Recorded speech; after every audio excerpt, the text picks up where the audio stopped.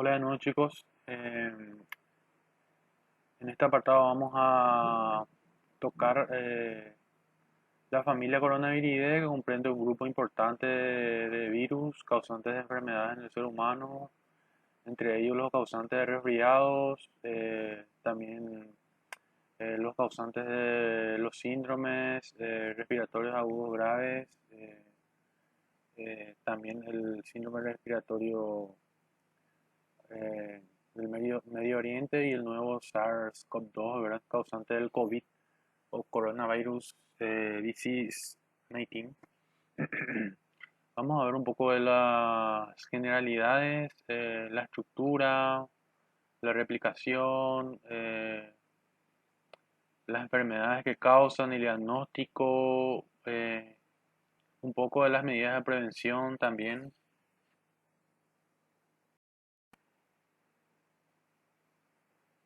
Entonces, en cuanto a la estructura un poco que corresponde a este virus, eh, podemos mencionar que es un virus RNA de eh, sentido positivo, tiene una simetría helicoidal, eh, se compone de viriones que tienen un tamaño aproximadamente comprendido entre 80 a 160 y es uno de los más grandes virus RNA que existen dentro del grupo de los virus RNA.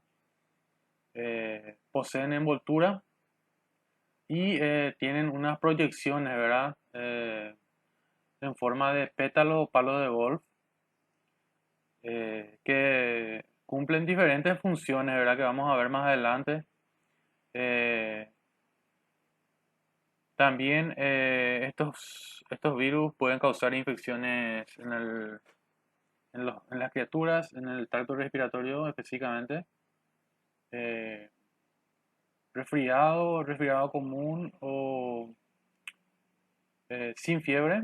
Diarreas también se asocian bastante a esta familia de virus y neumonías atípicas, ¿verdad? Aquí podemos observar que la estructura de este virus eh, tiene unas proyecciones, ¿verdad? Como menciona, una glucoproteína de transmembrana E1. eh, Se compone también de una glucoproteína peplomérica E2, una bicapa lipídica ARN, como mencioné, monocatenario, segmento no segmentado, nucleoproteína N también, y RNA de sentido positivo y simetría helicoidal. Entonces, dentro de esta familia que es denominada Coronaviridae, tenemos una subfamilia que se llama Orthocoronavirinae, y dentro de esta subfamilia tenemos varios géneros, ¿verdad? Que se clasifican en alfa, beta, gamma y delta coronavirus. Eh, Aquí, por ejemplo, ya tenemos incluido el nuevo coronavirus, el SARS-CoV-2, que está dentro del género beta coronavirus, ¿verdad? Aquí podemos mencionar los más importantes, ¿verdad? Que causan infección en el ser humano. Dentro del género alfa coronavirus, tenemos, por ejemplo, al los 29E, al NL63. Dentro del grupo de los beta coronavirus tenemos al OC43 y el HKU1. Y a los que causan enfermedades graves en el ser humano, el SARS-CoV y SARS-CoV-2 y el MERS-CoV, ¿verdad? Que normalmente causan el síndrome respiratorio, ¿verdad?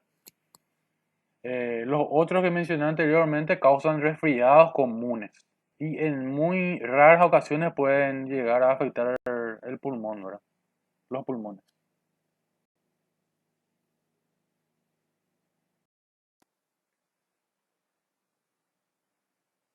Continuando entonces con nuestra clase,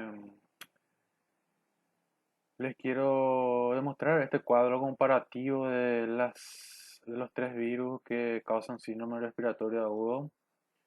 Eh, Tenemos al SARS-CoV, al MERS-CoV y al SARS-CoV-2, ¿verdad? Eh, Entre el SARS-CoV y el SARS-CoV-2 no hay diferencias en cuanto al receptor que utilizan para poder infectar a las células.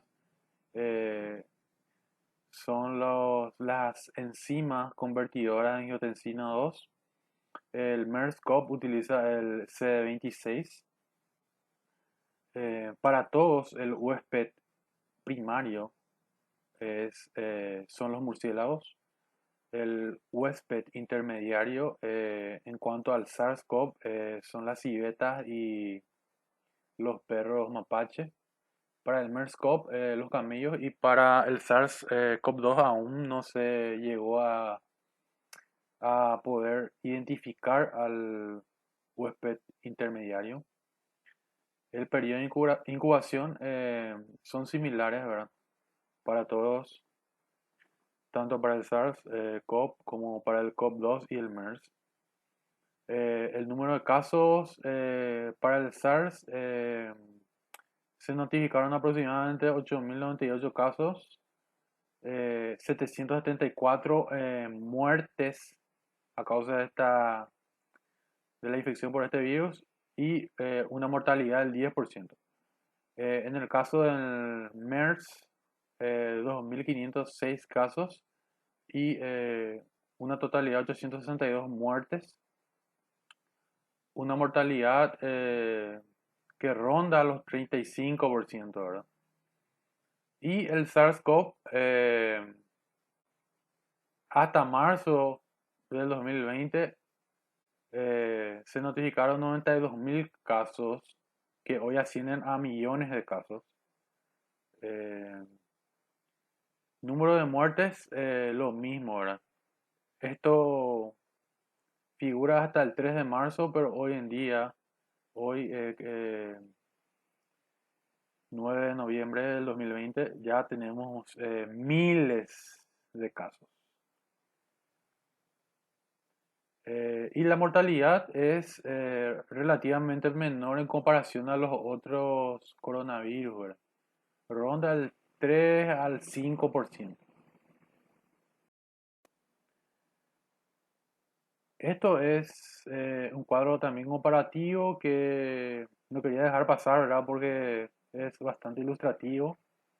Eh, eh, es básicamente lo que demostré en la diapositiva anterior, pero acá solamente detalla eh, los huéspedes primarios, eh, intermediarios y cómo pasa al ser humano, ¿verdad? Que detalla aquí que ocurren mutaciones, ¿verdad? Del paso del huésped primario al, al secundario y luego al humano, ¿verdad? Al intermediario, ¿verdad? Entonces, esta familia, ¿verdad? Entonces, los coronavirus son la segunda causa de resfriado común después de los rinovirus. Entonces, estos serían los virus que mencioné anteriormente, ¿verdad? El OC43, por ejemplo, el HK, son causantes de resfriados, ¿verdad? Eh, los causantes de cuadros pulmonares son el SARS, el MERS y el SARS-CoV-2, ¿verdad? Que producen, en el caso del SARS, produce el síndrome respiratorio agudo grave, el MERS, el síndrome respiratorio de Oriente Medio, y el SARS-CoV-2, como ya saben, produce también el síndrome respiratorio agudo grave, pero la nomenclatura que le damos es diferente, ¿verdad? Se lo nombra como COVID-19, ¿verdad? De Coronavirus Disease 19, ¿verdad? Eh, También hay casos reportados de estos virus como causantes de gastroenteritis. Y más bien se han hallado en muestras de materia fecal una cantidad elevada de estos virus, ¿verdad? En pacientes infectados. Entonces, el SARS es uno de los agentes de síndrome respiratorio agudo severo que es como una neumonía, aparece como una neumonía atípica, ¿verdad? La primera vez que se describió este virus fue en el año 2002 en China, específicamente en Guangdong, y que luego se fue propagando en otras localidades, ¿verdad? Como Hong Kong, Vietnam, y luego en otros países. Eh, luego la Organización Mundial de la Salud identificó al SARS como una amenaza para el mundo, ¿verdad? Eh, y se tomaron varias medidas para poder evitar la expansión de este virus, ¿verdad? Como les mencioné anteriormente, tiene aproximadamente una mortalidad del 10%. Algunos autores mencionan, por ejemplo, 12, otros 13, ¿verdad?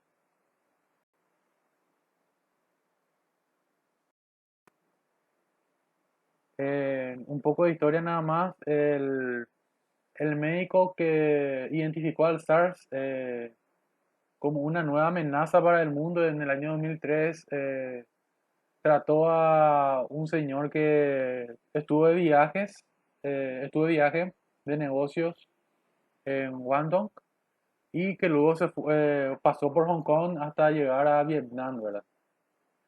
Eh, este médico le atendió a este paciente y se contagió, ¿verdad?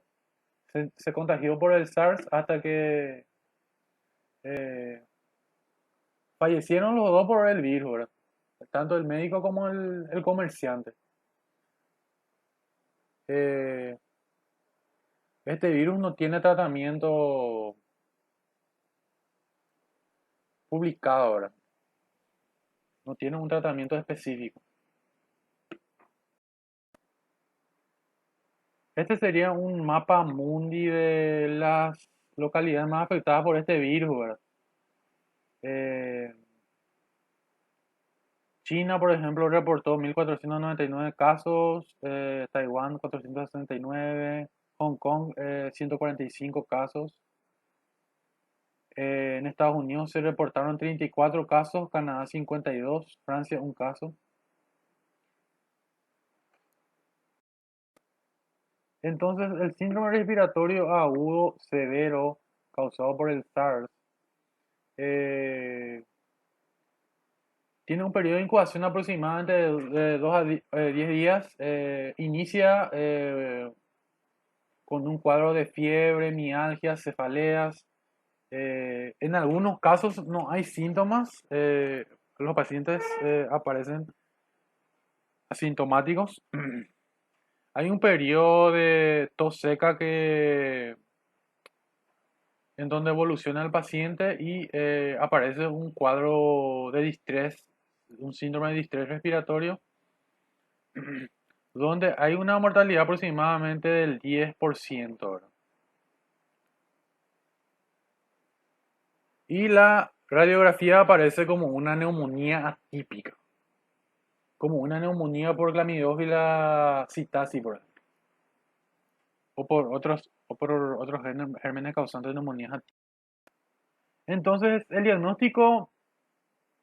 eh, para el diagnóstico nos podemos basar en la clínica, pero hoy en día, entonces, como sabemos que hay muchas enfermedades causantes de neumonía típica, agentes etiológicos causantes de neumonía típica, entonces es muy difícil poder diferenciar. Entonces, solamente tengo la opción de recurrir a técnicas más sencillas y específicas, ¿verdad? Como las técnicas moleculares, entre ellas la RT-PCR, de muestras respiratorias y OS. También estudios serológicos que tardan un poco más, ¿verdad? Y tienen una sensibilidad y especificidad variada, ¿verdad? Dependiendo del curso de la infección. Se puede realizar cultivo celular, pero es muy difícil aislar al virus. Es complicado.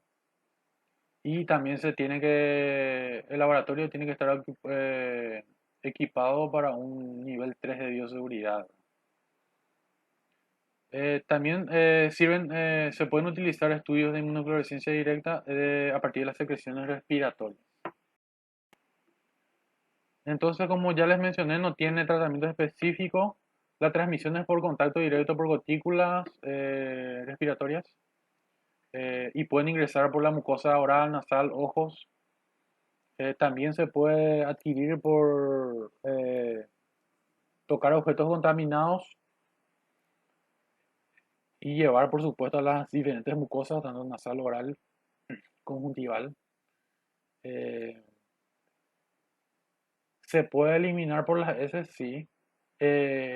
La transmisión por el agua podría ser, si se eliminan en el agua las heces, entonces tienen un tiempo de vida aproximadamente de un día que sobreviven en el agua estos virus.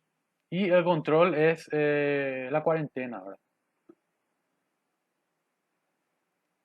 Hasta la resolución de los síntomas eh, o hospitalización en el caso de que el paciente esté con un cuadro grave de síndrome de distrés, por ejemplo, respiratorio.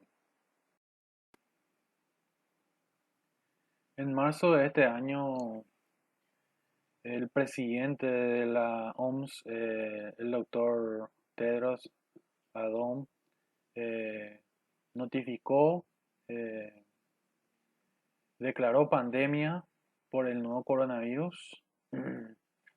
Este nuevo coronavirus prácticamente nos cambió la vida, nos cambió la forma de vivir, cortó con muchas actividades, tanto en la educación primaria, secundaria, universitaria, muchos eventos, conciertos, festivales. eh, Nos cambió totalmente la vida. Ahora estamos actualmente adoptando la forma COVID, como dicen, forma COVID de vivir, con el uso de tapaboca, distanciamiento social, evitar aglomeraciones, etcétera, etcétera. Entonces, este es un apartado del nuevo SARS para comprender un poco el origen, eh, un poco la replicación, si hay diferencias o no con el SARS-CoV, ¿verdad? Eh, las medidas de prevención y algunos datos estadísticos, ¿verdad? A nivel mundial y local. Entonces, el origen de los otros coronavirus causantes de síndrome respiratorio agudo eh, se conocen, ¿verdad? Pero en este caso, del SARS-CoV-2, se pensó que era el pangolín como un huésped intermediario, pero se comprobó mediante biología molecular que no, ¿verdad? Se aisló un SARS, pero con un genoma con una similitud del 90% al SARS-CoV-2. Entonces, los investigadores no llegaron a una conclusión de que se haya transmitido a través de este animal, ¿verdad? Que es el pangolín. Entonces, este es el pangolín, un animal que es comercializado para el consumo en China, ¿verdad? Y se vende en los mercados. Y estaba en el ojo de la tormenta, ¿verdad? Como uno de los posibles huéspedes intermediarios de este nuevo virus, ¿verdad? De este nuevo SARS. Y se demostró que no, y por ahora se mantiene incierto hasta el momento, ¿verdad? El huésped intermediario Entonces, algunos estudios que mencionan, ¿verdad? Que se publicaron en la revista Nature, de que no se pudo llegar a dilucidar el huésped intermediario de este nuevo virus.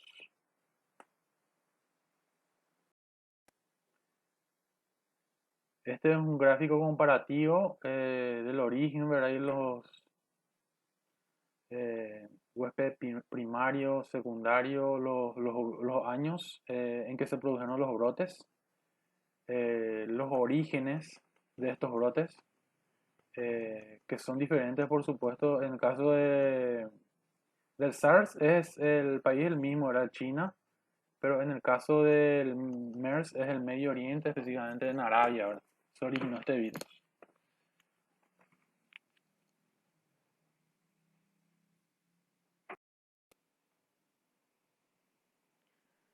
El modo de transmisión entonces es similar para los otros coronavirus, tanto el MERS como el SARS. Se pueden transmitir a partir de gotas, gotículas de una persona infectada, ¿verdad? Por el aire, también por contacto directo con personas infectadas, pasándole la mano, por ejemplo, o eh, cuando una persona, por ejemplo, tose en un lugar que está infectado y tose en un lugar cerrado también, por tocar objetos inanimados y luego llevarse las manos a las diferentes mucosas.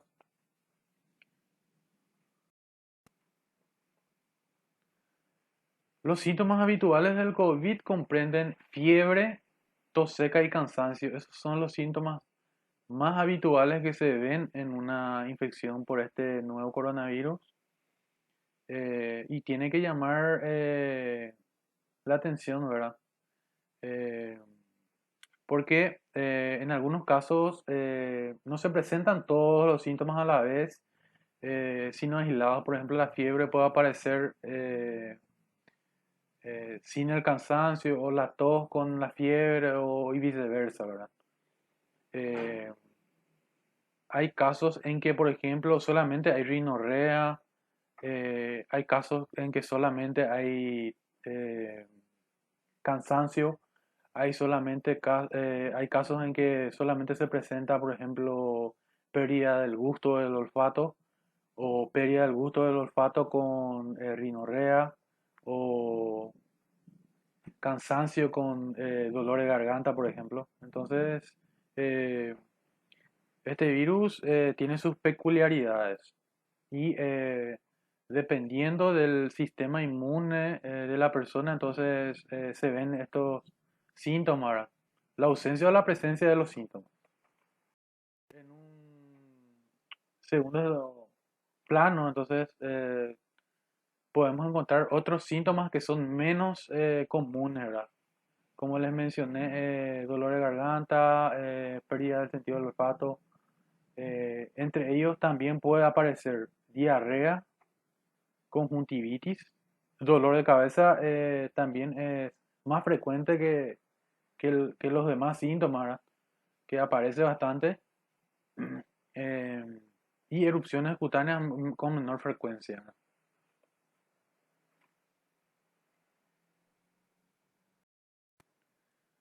Entonces, los síntomas que tienen que llamar la atención y que requieren hospitalización son, por ejemplo, la fiebre alta, la dificultad respiratoria y la neumonía. Eh, el fracaso que se ve muchas veces en los diferentes hospitales, países, ¿verdad? Es que hay una elevada población que opta por la automedicación, entonces, y por noticias falsas. Entonces, se pierde mucho tiempo, se pierde mucho tiempo para tratar a la persona que está con un COVID grave, por ejemplo. Y el paciente ya llega en mal estado al hospital, entonces ya no se puede hacer mucho por ese paciente. Y es frecuente en estos pacientes que tienen síntomas graves, ¿verdad? De casos graves que son la neumonía, que puede aparecer la neumonía por el virus, neumonía primaria por el virus, y las complicaciones subsecuentes que son las neumonías secundarias por las bacterias que ya mencionamos en la clase 32 en la familia de la familia Orthoxoviridae, ¿verdad? El Staphylococcus aureus, el Streptococcus pneumoniae, el Haemophilus influenza, que pueden causar una infección secundaria, ¿verdad? Y producir cuadros de sepsis y son de alta mortalidad, ¿verdad? Y dificultad respiratoria también, que necesitan asistencia mecánica respiratoria, por ejemplo, algunos pacientes y que en sus casas no tienen esos aparatos, ¿verdad? Que en el hospital hay, entonces eh, llegan en mal estado al hospital con una baja saturación de oxígeno, entonces ya no se puede hacer mucho por ese tipo de pacientes.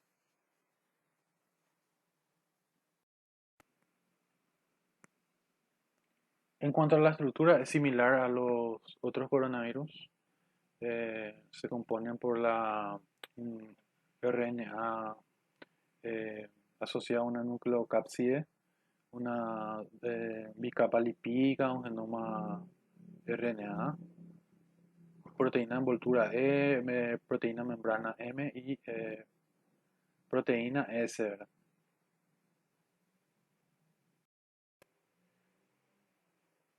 En cuanto a la replicación, también es igual que el MERS y el SARS, ¿verdad?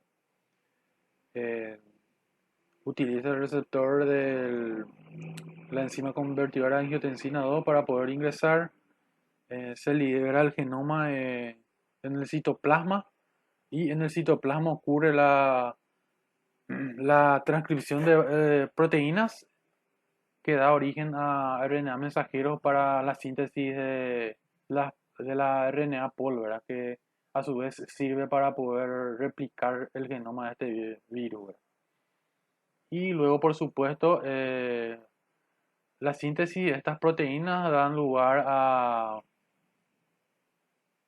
o sea, van y se transforman luego en el retículo endoplásmico rugoso y van de ahí el aparato de Golgi y una vez que completan las estructuras, ¿verdad? La proteína S, E, M, entonces se ensamblan y son liberados por exocitosis, ¿verdad?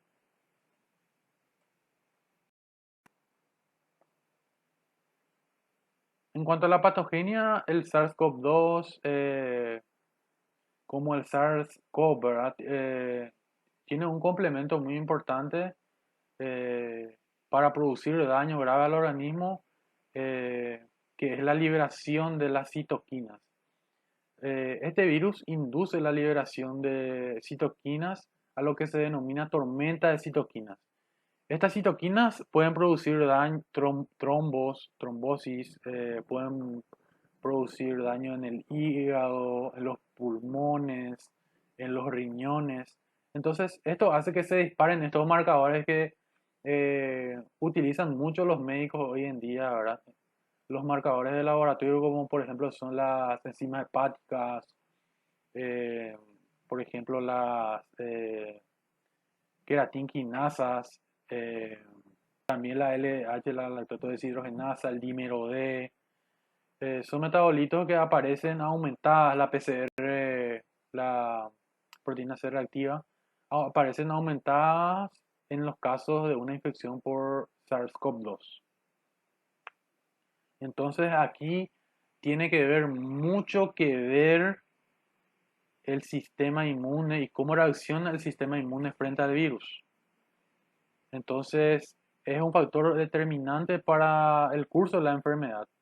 Entonces, esta tormenta de citoquina puede favorecer mucho a la destrucción de muchos tejidos y entonces a producir un fallo multiorgánico de la muerte en cuestión de días a la persona. Entonces,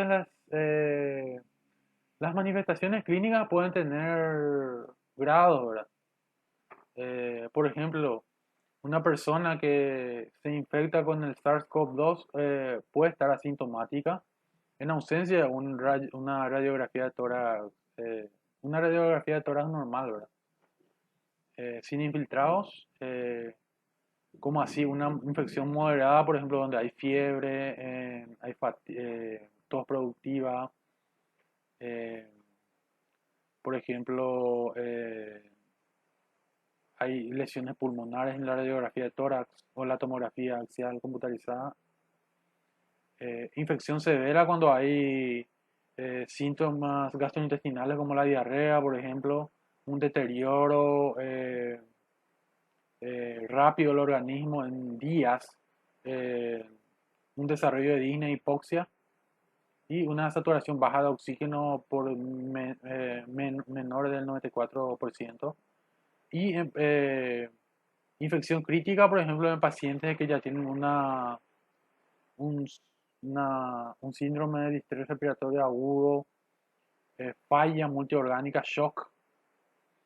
eh, en este tipo de pacientes, entonces se los categoriza como una infección crítica por SARS-CoV-2.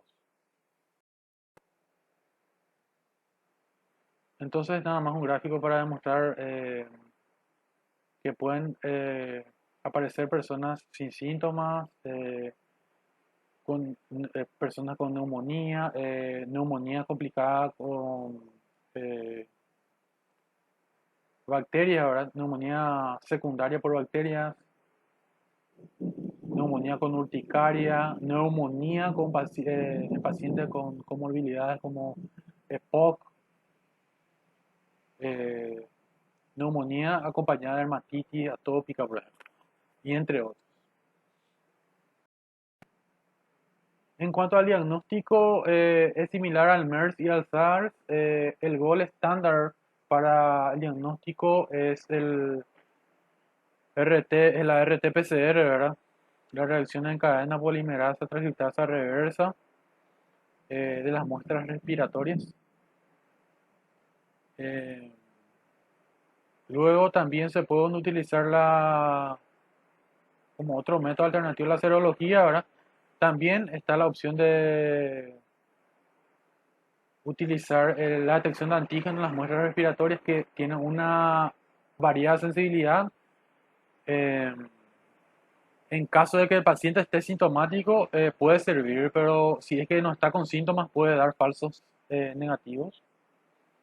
Eh, y los monitoreos cardíacos, los monitoreos bioquímicos sirven para el control del paciente. Si está con una infección moderada, crítica, pues. Como ya les mencioné, la detección de enzimas hepáticas, por ejemplo, LH, CK, eh, dímero D, entre otros. Eh, Nada más para no dejar pasar, la PCR también tiene sus limitaciones. Eh, Puede dar falsos negativos en que en esas personas que tienen una baja carga viral, eh, pueden dar falsos negativos. Pueden fluctuar dependiendo de la toma de muestra, ¿verdad? Si es que la toma de muestra no se hace correctamente, la persona que ya fue eh, diagnosticada con COVID por el SARS-CoV-2 puede dar falsos negativos por una mala toma de muestra. Eh, y también la PCR puede persistir de días, semanas a meses. Entonces, lo que actualmente se está manejando ahora y los estudios recientes demuestran que una vez que la persona eh, ha dejado de tener síntomas, entonces eh, la probabilidad de que pueda contagiar a otra persona es muy baja. Entonces, la cuarentena que se está manejando actualmente es de 10 días, a partir del diagnóstico.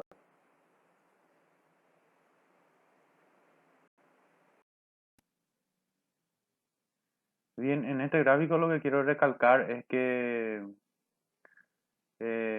la PCR tiene mejor rendimiento, mejor sensibilidad cuando el paciente se toma la muestra eh, 5 días después de detectados los síntomas. En ese lapso hay una mayor cantidad de copias de ARN del virus, entonces este método tiene su máximo rendimiento. Una vez pasado esos días, por ejemplo, a los 10 días disminuye drásticamente la sensibilidad de este método. O sea, puede dar un falso negativo. Y si se realiza antes, muy antes, por ejemplo, antes del inicio de los síntomas, entonces también puede dar falsos negativos. Esta prueba que es la RT-PCR.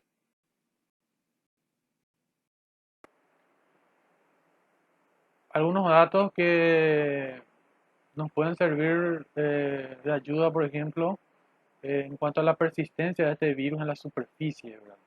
Por ejemplo, en el aire puede vivir muy poco tiempo. Sobre cobre, menos de 4 horas.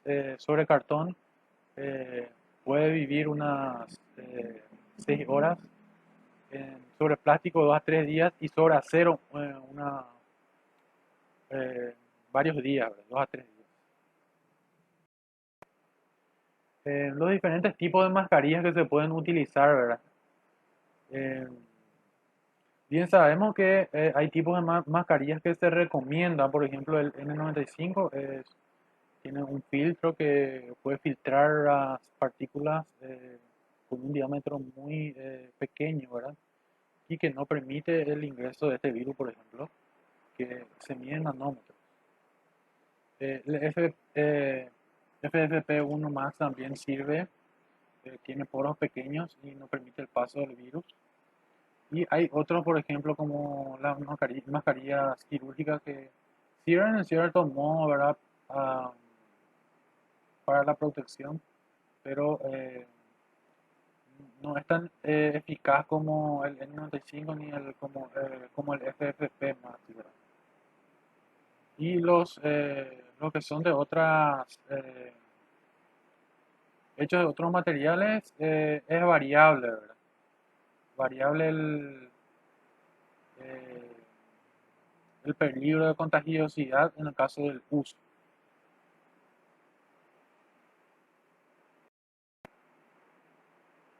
Entonces, para prevenir la infección por este virus, es recomendable utilizar mascarillas,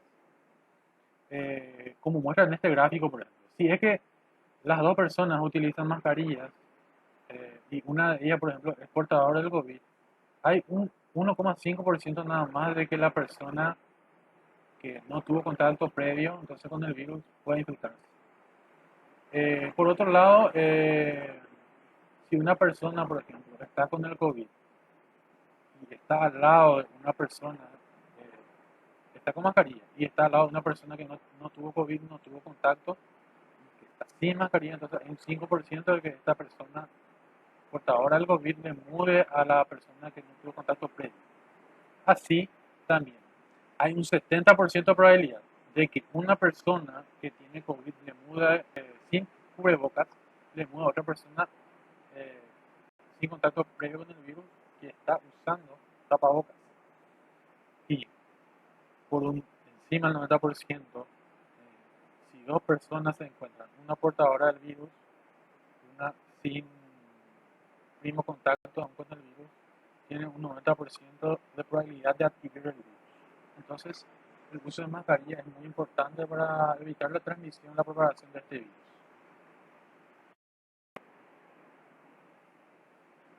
Como así también otras medidas, en el caso del lavado de manos, muy importante, y distanciamiento social de 2 metros, porque se comprobó que las gotículas pueden llegar hasta 1,5 metros cuando una persona estornuda, por ejemplo. Y no es recomendable utilizar el cubrebocas sin el protector facial, porque también la mucosa conjuntival está libre para que el virus pueda ingresar por ahí, entonces es recomendable utilizar la mascarilla con el protector facial. Y la utilización de guantes no es recomendable, ¿por qué? Porque una persona que va tocando, por ejemplo, objetos inanimados, puede ir contaminando varias superficies a medida que va tocando, por ejemplo, en el colectivo, cuando se sube toca la posadera, luego toca los asientos, toca el timbre, entonces va contaminando esas superficies con el guante. Sin embargo, cuando una persona se sube al colectivo, toca la estribera, entonces ya se pone alcohol, se sienta y ya Los asientos, por ejemplo, que pudo haber tocado ya están libres de contaminación. Y el timbre, por ejemplo. El modelo que se está utilizando actualmente es el modelo de queso suizo, que es la suma de estas conductas que se pueden aplicar para evitar la propagación del virus, ¿verdad? En la población. En el caso, por ejemplo, de la utilización en el caso del distanciamiento social, por ejemplo, es un filtro. Luego, en segundo plano está el uso de mascarillas y va filtrando de esa forma la propagación del virus. Va filtrando, ¿verdad? Lavado de manos por último, entonces la persona queda libre de contagio, ¿verdad? Aplicando todos estos filtros, ¿verdad? En cuanto a las vacunas que se han estudiado, aún no se han llegado a la fase final, ¿verdad? Que es la prueba en humanos. Varias farmacéuticas han preparado diferentes tipos de vacunas en base a vacuna RNA, vacuna de DNA, vacuna de virus inactivado, eh, subunidades de las proteínas del SARS-CoV-2, pero hasta hoy no se ha llegado a completar la fase final, ¿verdad? Que es la prueba en humanos, porque se han encontrado algunas trabas, por ejemplo, reacciones adversas, muertes, inclusive en Brasil hubo un caso de una persona que tuvo una reacción a una vacuna contra el SARS y lamentablemente murió, entonces está todavía en estudio, ¿verdad? La vacuna para el SARS.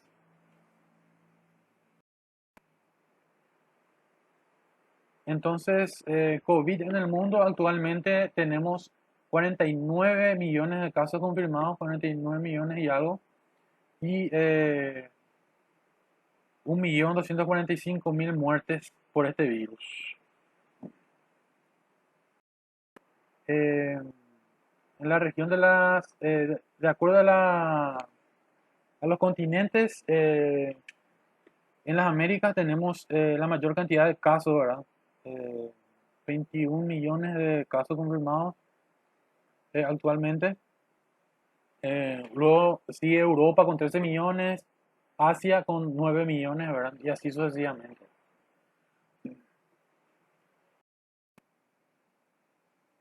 Otra representación gráfica entonces aquí de COVID 2019 hoy por país, por países. Actualmente Estados Unidos registra el mayor número de casos confirmados, casi, casi 10 millones de casos. Le sigue India con 8 millones, Brasil con 5 millones y Rusia con 1 millón de casos, casi 2 millones de casos. Eh, Esto sería un cuadro comparativo, ¿verdad? De los países con más casos y eh, cantidad de muertes, ¿verdad? Estados Unidos registra el mayor número de casos y el mayor número de muertos actualmente por este nuevo coronavirus. Y le sigue India, Brasil, Rusia, Francia, España, Argentina y otros, ¿verdad?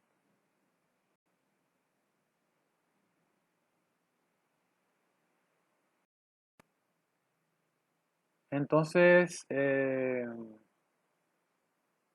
actualmente se han confirmado hasta el 8 de noviembre del 2020, 4 pm, 49.578.000 casos confirmados por este nuevo virus causante del COVID-19, ¿verdad?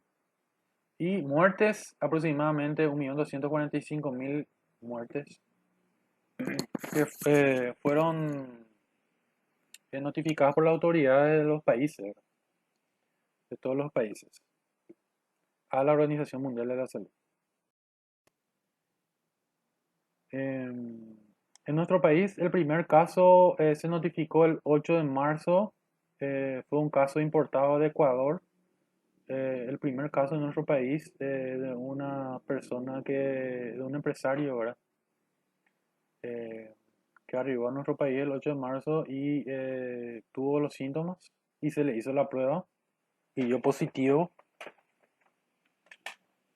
para el nuevo coronavirus, ¿verdad? Para el SARS y se vio poca empatía de la gente. Eh, Recuerdo que ese señor recibió muchas amenazas de que se le iba a quemar su casa porque se sabía dónde vivía. El Ministerio de Salud dijo que iba a resguardar esa información de dónde vivía y todo eso y que le iban a proveer alimentos y demás cosas, pero lamentablemente hay personas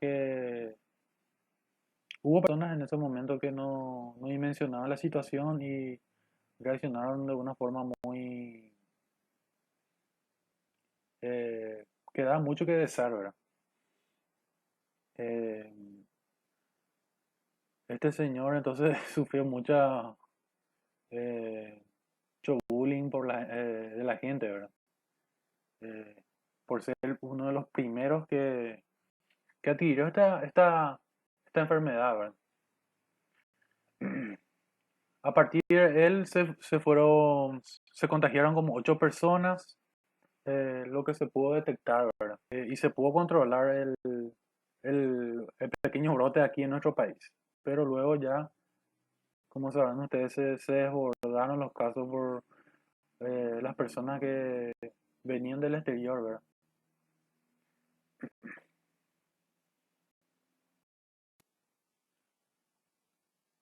Actualmente en nuestro país tenemos 67.589 casos confirmados, de los cuales eh, 1.490 han fallecido.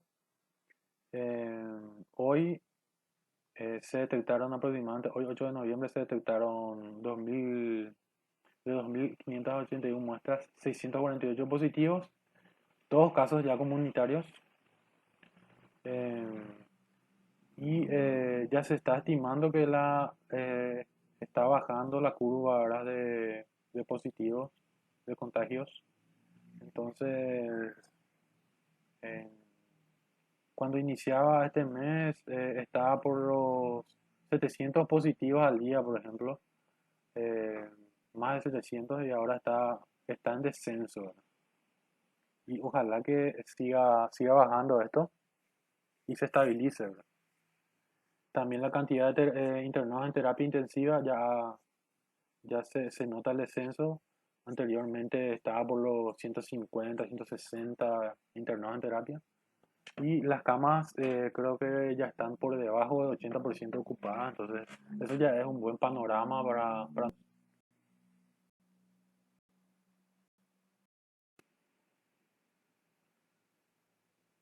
Bien, este gráfico es nada más para demostrar la cantidad de casos positivos por departamento. Si no está actualizado como el anterior, pero eh, que- queremos mostrar acá, por ejemplo, el departamento central actualmente tiene 29.000 casos confirmados, Asunción 15.000 y Alto Paraná 7.000. Básicamente se centran en estos lugares, ¿verdad? Los casos positivos eh, del coronavirus. Entonces, eso tiene mucho que ver con la densidad poblacional, que es más elevada con respecto a los otros departamentos. Eh, También el territorio, ¿verdad? Eh, es menor con respecto a los otros departamentos, ¿verdad? Y sumado a eso, la cantidad de personas que no cumplen con las sanitarias de lavado de manos, distanciamiento social, uso correcto de mascarillas, entonces eso ayuda mucho a que se propague este virus.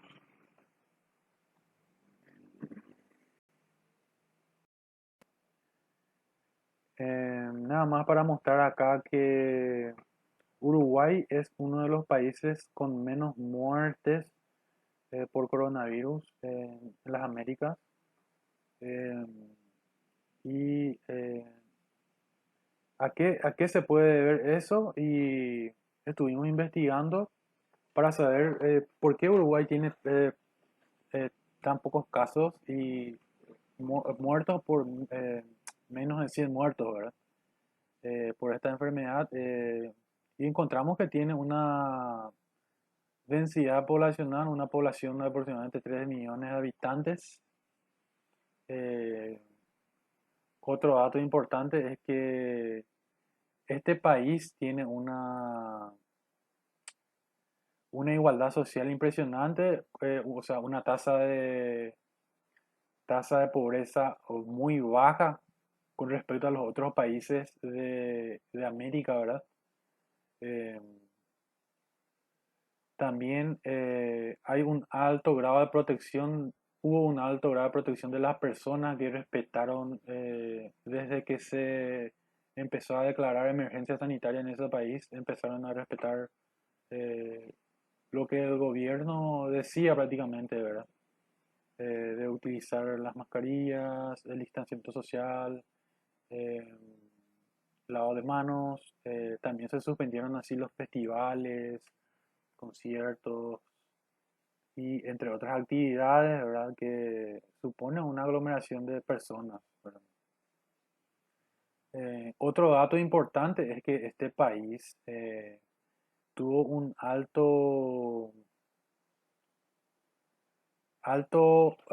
gran confianza a los políticos, ¿verdad? Que si bien es cierto, también dieron de su parte, por ejemplo, el presidente de la República y los ministros, los diputados y senadores, bajaron su sueldo para poder contener un poco la pandemia, ¿verdad? Entonces, ese tipo de conducta entonces generó a la población en general una seguridad, entonces que a la vez repercutió en cumplir, ¿verdad? Cumplir con la protección, ¿verdad? Con los cuidados sanitarios. Entonces, eso ayudó a que haya una baja propagación del virus en ese país y que, por supuesto, tuvo éxito, ¿verdad? Tuvieron éxito esas medidas que se implementaron. Lastimosamente, en nuestro país, comparando con nuestro país, hubo unos ciertos, un cierto relajamiento por parte de la población por no creer justamente en el gobierno, ¿verdad? Porque hubo unos problemas en el Ministerio de Compras de Insumos, entonces eso generó a la gente eh, incertidumbre, entonces ya no creía más la gente que existía el virus, la economía estaba golpeada, entonces la gente ya no respetó, empezó a salir de sus casas, entonces eso ayudó a que el virus se propague con más rapidez y entonces que aumente la cantidad de contagiados y de muertos, ¿verdad?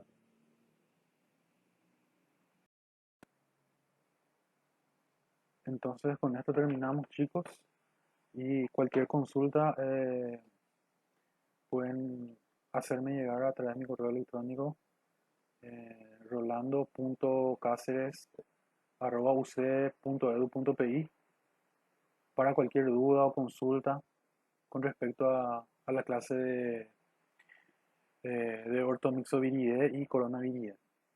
Muchas gracias.